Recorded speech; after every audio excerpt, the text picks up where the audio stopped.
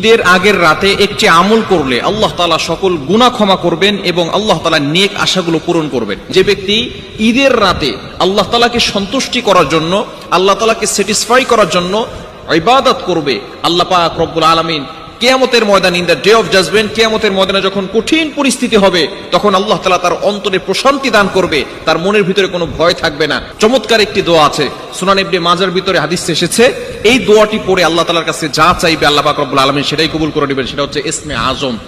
নবীজি সাল্লাল্লাহু আলাইহি ওয়াসাল্লাম জানিয়ে দিয়েছেন, আল্লাহুম্মা ইন্নী আসআলুকা বিআন্নী আশহাদু আন্নাকা আনতাল্লাহ লা ইলাহা ইল্লা আনতা আহাদুস সামাদুল্লাযী লাম ইয়ালিদ ওয়া লাম ইউলাদ ওয়া লাম ইয়াকুল লাহু কুফুয়ান আহাদ। চমৎকার একটি দোয়া। এই দোয়া কোনো ব্যক্তি যদি পড়ে, আল্লাহ পাক রব্বুল আলামিন তার গুনাহ ক্ষমা করে দেন। শুধু তাই নয়, আল্লাহ পাক রব্বুল আলামিন তার নেক আশা